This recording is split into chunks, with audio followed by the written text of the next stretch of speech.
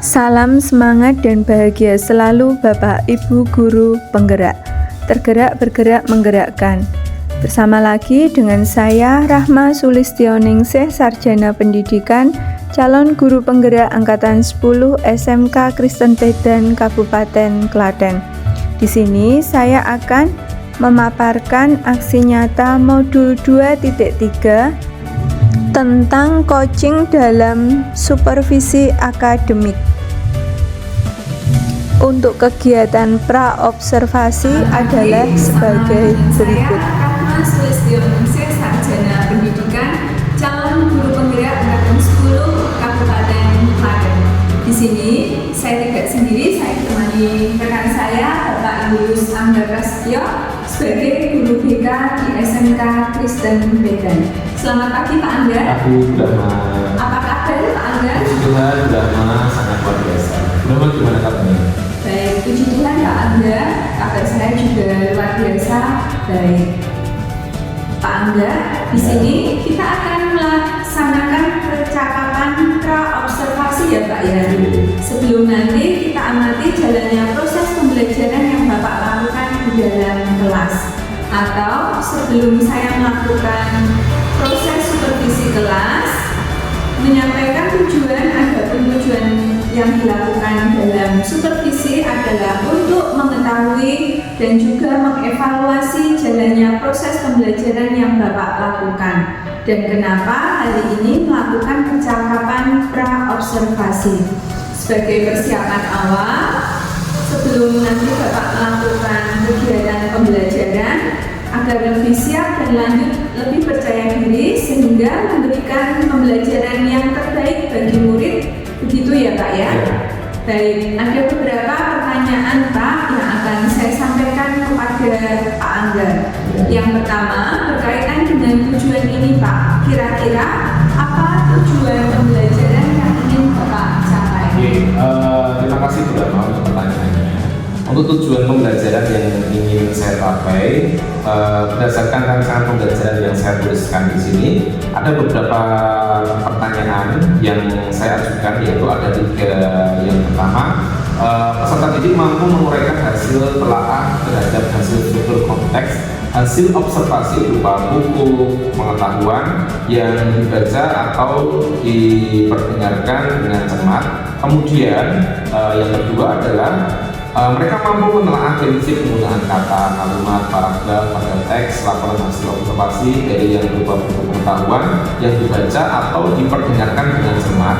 Kemudian yang ketiga, peserta didik menulis rangkuman teks hasil observasi dengan memperlihatkan dan juga memperhatikan pilihan kata, kemudian kelengkapan struktur dan juga faedah penggunaan kata, kalimat, kemudian tanda baca, ejaan yang tepat, ejaan yang sesuai, dan seperti itu. Nah, saya kira seperti itu, ada 3 dan seperti itu.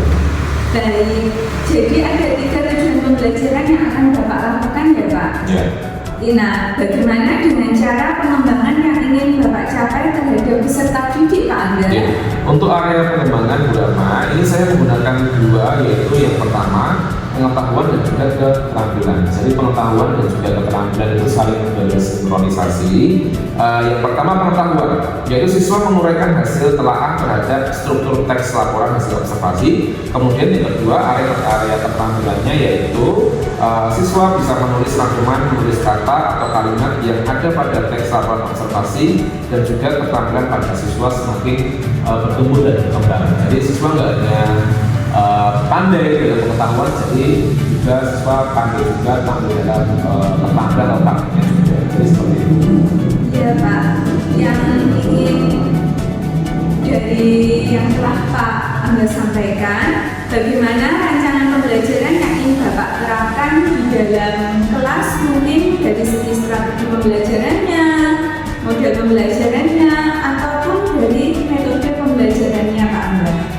Ya baik Bu, untuk area pengembangan atau yang tadi Ibu Rahma sampaikan, untuk strategi yang saya gunakan adalah yang pertama itu ada pembelajaran berdefinisi berdasarkan kesiapan belajar siswa yang diintegrasikan dengan pembelajaran sosial dan emosional. Jadi antara sosial dan emosional saling berdefinisi kemudian digabungkan.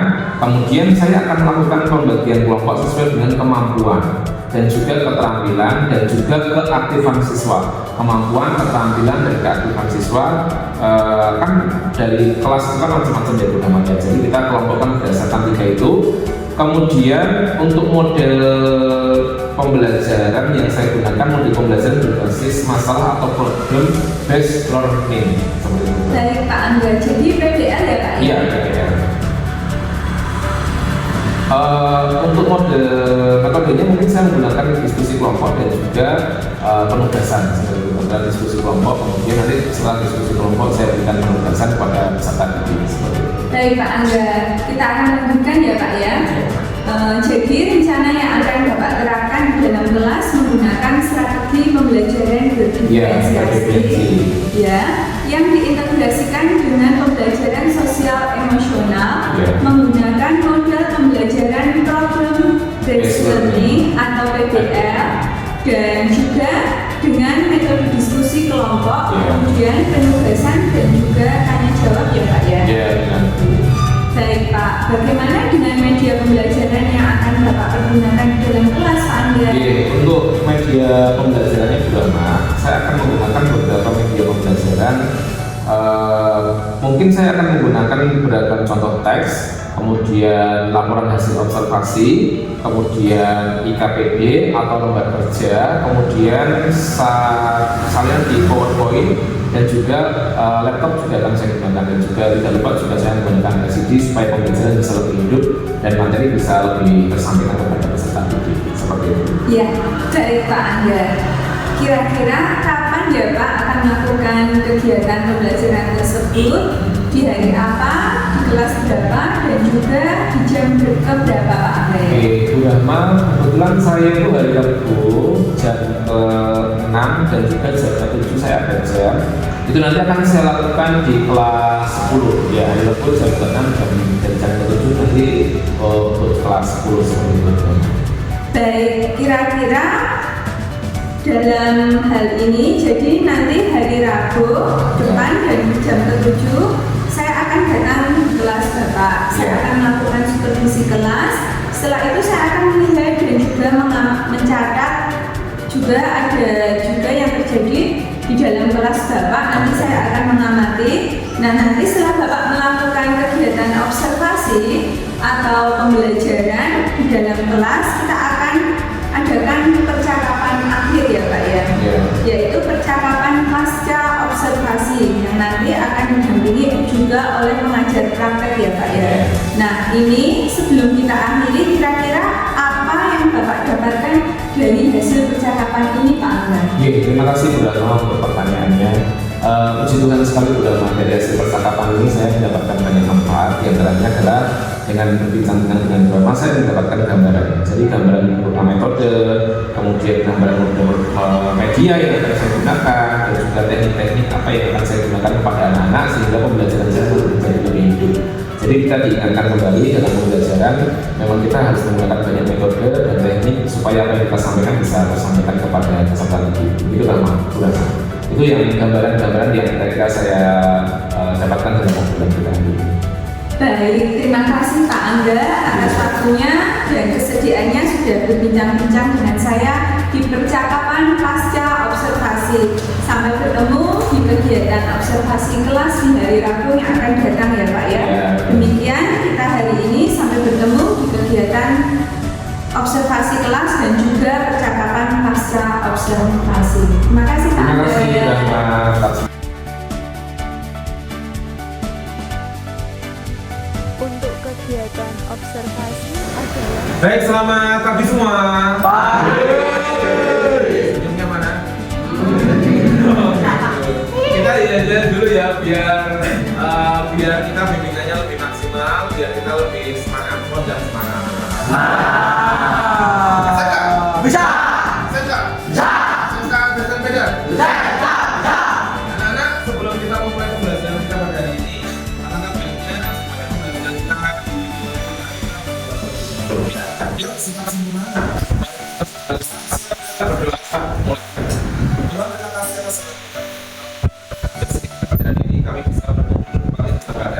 Hari ini kita mau belajar Tuhan tentang materi yang disampaikan oleh Pak Angga.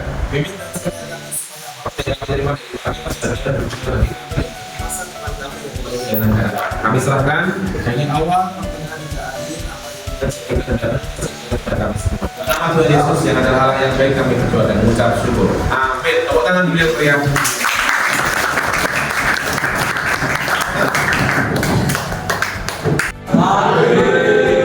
Gimana kabarnya? Biar lebih semangat kita jalan dulu ya. Jadi SMK Kesabaran sudah tahu semua ya? Bilang semangat, semua bilang semangat. Bilang sebelahnya semangat gue. Kita semangat dulu biar lebih semangat ya. SMK. SMK. SMK Kesabaran.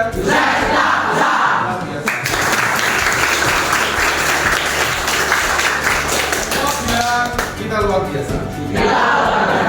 Oke anak-anak, hari ini ada satu materi yang akan saya bagikan ke kalian tentang salah satu bidang bimbingan dan konseling. Kemarin seperti yang kita tahu bahwa bidang bimbingan dan konseling itu yang pertama itu ada bidang pribadi, kemudian bidang belajar, kemudian bidang sosial, bidang karir. Ya kan ada 4 bidang yang akan saya bantu selama menjadi guru BK.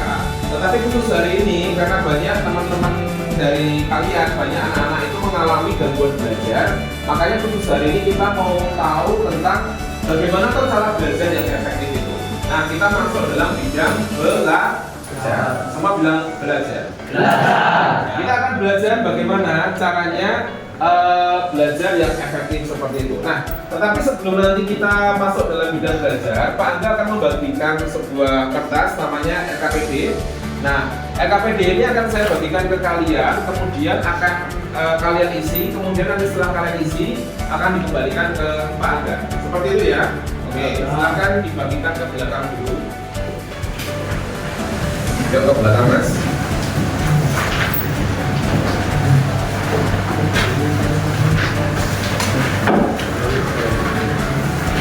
Ya. Cukup ya. Oke, udah sisa nggak cukup? Oke. Ya, ke belakang.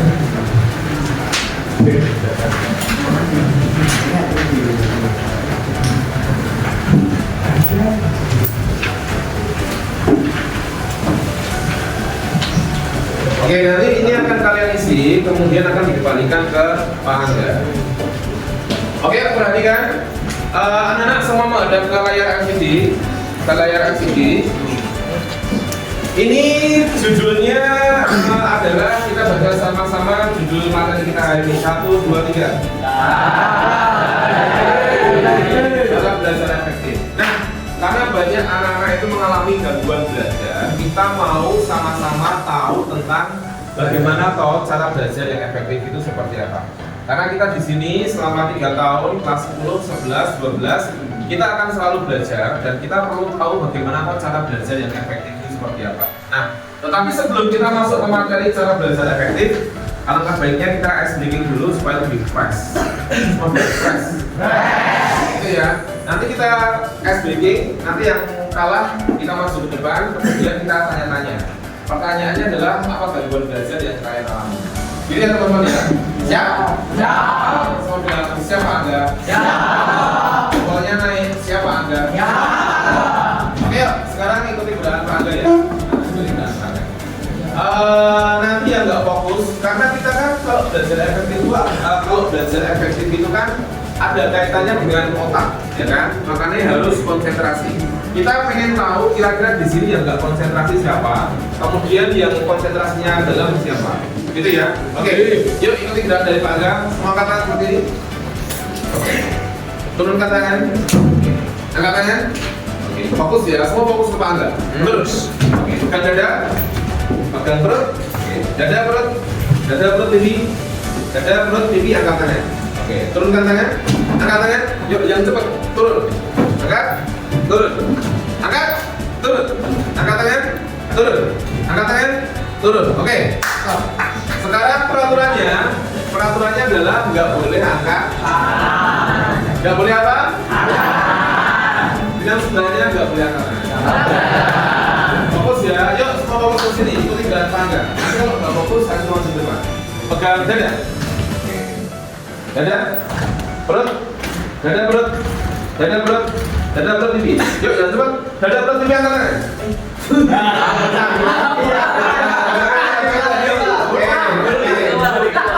Oke, cukup ya. Oke, sekarang fokus lagi. Yuk, kita fokus lagi ya. Jawab pertanyaan dari Pak Angga ya. Semua fokus dan Pak Angga ke sini. Yang salah masuk dulu Pak. 40 tambah 40?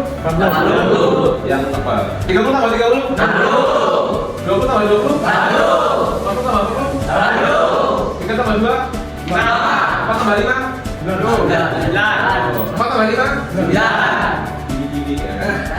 9 tambah 9? 4 tambah 4? 4. Oke, good. Angkat tangan. Siapa yang angkat tangan tadi? Yuk, sini, maju dulu Pak. Maju dulu Pak.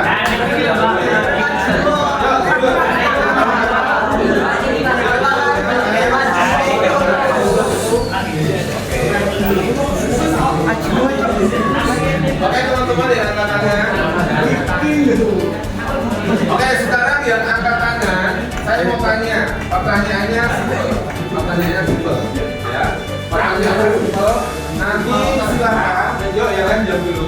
Ada pertanyaan dari teman-teman karena materi kita itu kan tentang cara belajar efektif. Nah, kita pengen tahu kira-kira gangguan belajar apa yang sering kalian alami, gitu ya. Gangguan belajar apa saja yang sering kalian alami, ya kan? Kalau dari Mas Haikal dulu apa gangguan belajarnya? Nggak bisa konsentrasi. Oke, nggak bisa konsentrasi. Yang lainnya, Mas siapa ini? Mas Hanif apa kira-kira? Seringan main HP daripada belajar. Kalau Mas Erik? Katanya ngobrol sama teman. Mas ngantuk. Kalau Mas Mario apa? Gangguan teman. Oke, gangguan belajar yang sering kita alami ya. Nah, kita mau sama-sama belajar tentang bagaimana cara belajar yang efektif. Say yes? Yes. Yuk, teman-teman yang lain silahkan mundur dulu.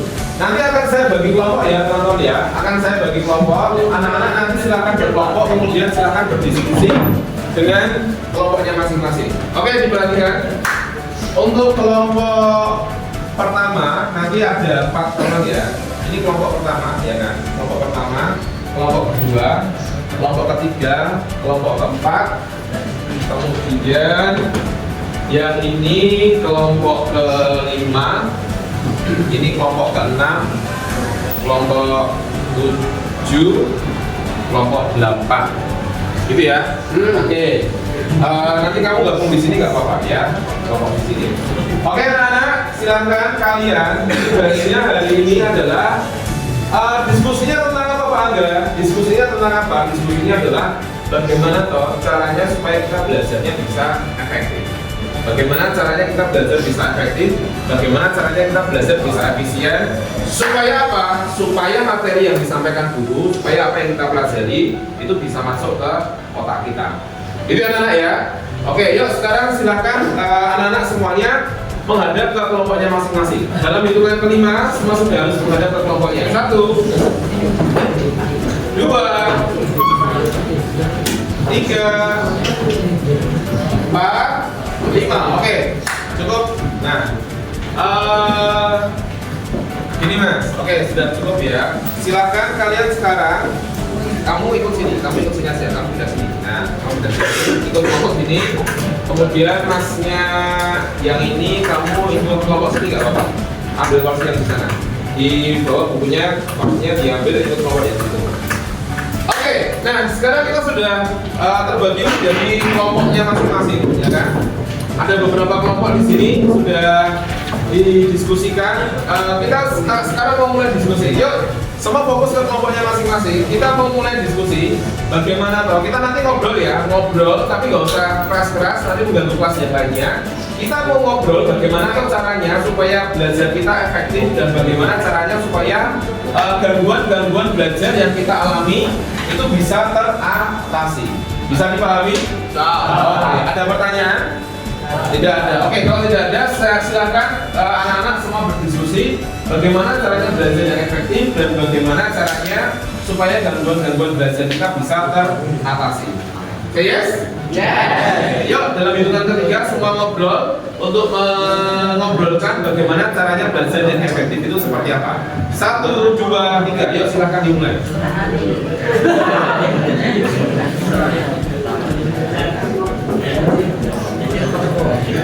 Nanti kalau sudah nanti Pak Angga akan suruh kalian salah satu untuk maju, ya.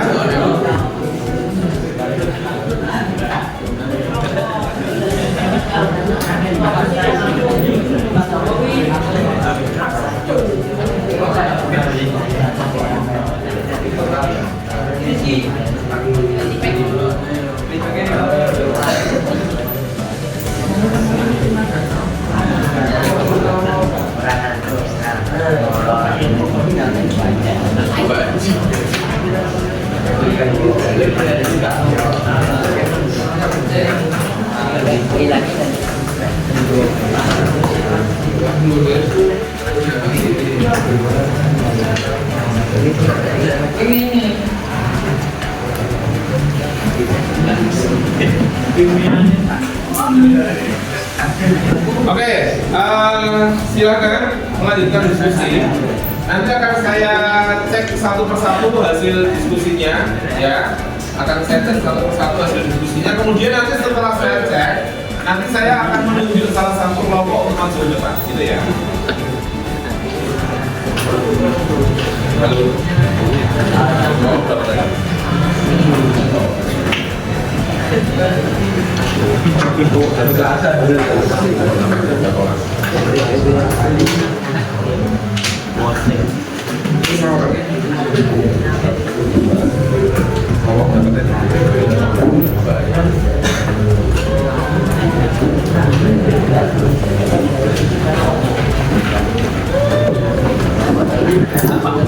kira-kira sudah ada yang siap belum untuk maju ke depan? Belum ya? Oke, nanti dulu. Lihat di sini.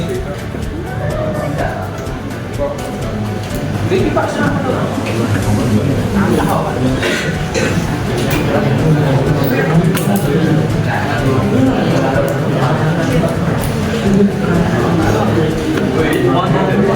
Oke, ada yang mau maju dulu untuk mempresentasikan hasil diskusinya bersama dengan kelompok-kelompoknya.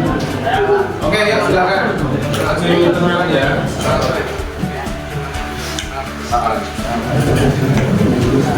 Oke, nanti perkenalan dulu ya. Perkenalan gini, perkenalkan saya dari kelompok 5, ya kan? Yuk, yang lainnya diam dulu. Kita dengarkan kelompok 5 dulu ya. Nanti ketua kelompoknya Mas Dimas. Mas nanti perkenalan dulu, ya kan? Perkenalkan teman-teman, saya dari kelompok 5. Anggota saya adalah yang pertama 1, 2, 3, 4, 5. Kemudian saya akan mempresentasikan hasil diskusi kelompok kami. Jadi ya Mas Dimas ya. Oke, yuk. Kita berikan tepuk tangan dulu untuk kelompok 5.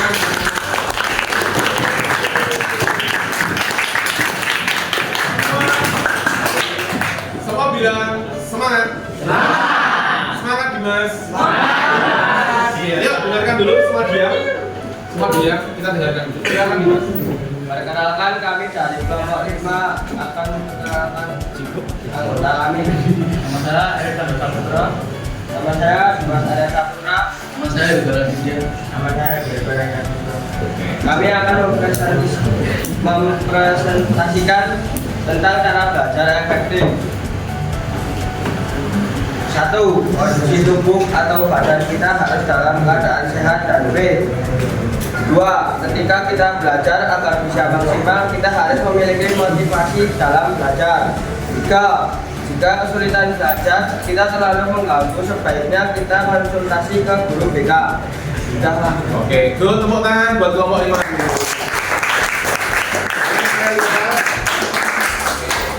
Jadi ini adalah hasil diskusi dari kelompok 5, ya kan? Tadi pertanyaannya adalah bagaimana caranya supaya kita tuh bisa belajar dengan efektif. Kalau menurut teman-teman dari kelompok 5, yang pertama, kondisi tubuh badan kita harus dalam keadaan fit atau sehat. Benar nggak? Benar, ya benar. Kenapa? Karena kalau tubuh fit, maka kita belajarnya juga fit, gitu ya. Kemudian ketika kita belajar agar bisa maksimal, kita harus memiliki motivasi belajar, itu juga benar. Dan jika kesulitan belajarnya terlalu tinggi, terlalu banyak, maka kita konsultasinya ke siapa? Guru BK. Guru BK. Semua bilang Good. Terima tepuk tangan sekali lagi buat teman-teman. Ada yang dari kelompok lain yang mau presentasi? Oke, kalau belum ada LKPD-nya tadi yang sudah Pak Angga bagikan, boleh ditarik maju ke depan dulu. Ya teman-teman, silakan ditarik ke depan dulu. Aku mau loh tuh. Oke, sudah diisi semua ya. Good, terima kasih. Ya silakan maju ke depan dulu.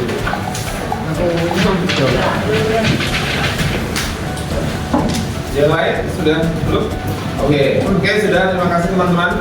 Oke, kalau sudah, silakan kita kembali ke tempat duduknya masing-masing. Semua menghadap ke sini.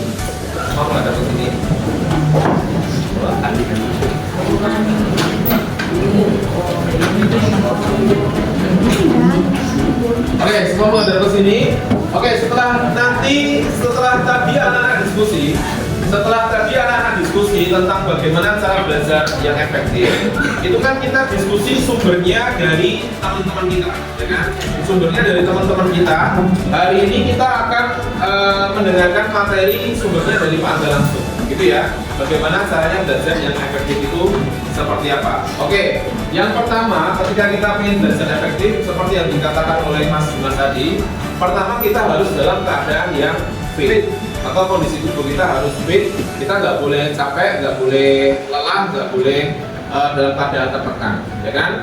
Kemudian yang kedua adalah ketika kita belajar, maka materi yang kita pelajari itu harus kita sukai dulu. Kebanyakan anak-anak di sini mereka kebanyakan nggak suka sama pelajaran matematika, ya nggak?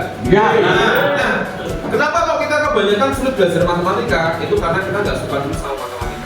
Tapi ketika kita belajar untuk mencintai matematika, kita suka sama matematika, maka yang terjadi adalah kita akan mudah dalam belajar matematika. Kemudian selanjutnya apa Pak Angga? Selanjutnya adalah ketika kita belajar, usahakan kenali tipe belajar kita. Bagaimana kita mengenali tipe belajar kita? Kita harus mengenal, gitu ya. Mungkin kita belajarnya kalau siang hari atau mungkin malam hari atau mungkin pagi hari, kita harus kenal dulu suasana hati kita. Ketika belajar harus fit dulu. Ketika kita fit baru kita belajar. Nah, gitu ya. Ada pertanyaan dulu mungkin teman-teman, anak-anak? Tidak ada pertanyaan. Kalau sudah, karena waktunya sudah habis. Terima kasih banyak untuk hari ini. Semoga besok kita bisa bertemu lagi dan materi yang kita sampaikan bisa terkena semua. Semua bilang semangat. Tepuk tangan buat kita semua. Sebelum kita tutup kelas kita mau berdoa terlebih dahulu, ya. Kita mau berdoa terlebih dahulu. Siap gak? Sikap sempurna, tundukkan kepala. Mari kita berdoa. Mulai. Tuhan, terima kasih atas segala berkat yang Kamu berikan kepada kami sehingga hari ini kami bisa berkumpul kembali dalam keadaan selamat. Hari ini kami belajar tentang bagaimana caranya belajar yang efektif. Hari ini kami belajar supaya kami bisa lebih rajin menjadi anak yang lebih patuh, lebih banyak belajar, dan kami tahu bahwa kami pasti punya masa depan yang baik. Kami serahkan semua anak-anak kelas 10B ke dalam tangan kuasa-Mu, berkati mereka, bimbing mereka, supaya mereka menjadi anak yang luar biasa di depan sana. Dalam nama Tuhan Yesus kami berdoa dan mengucap syukur. Amin. Tepuk tangan anak-anak.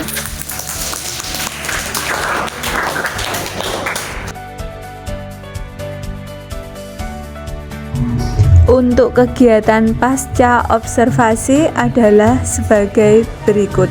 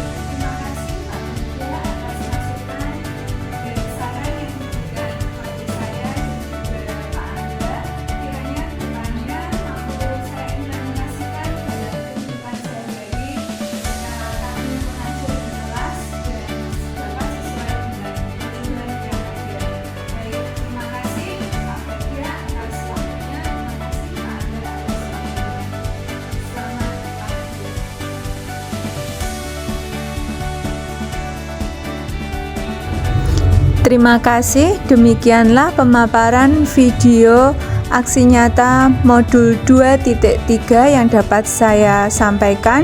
Semoga dapat bermanfaat dan menginspirasi. Salam semangat dan bahagia selalu Bapak, Ibu, Guru, Penggerak. Tergerak, bergerak, menggerakkan.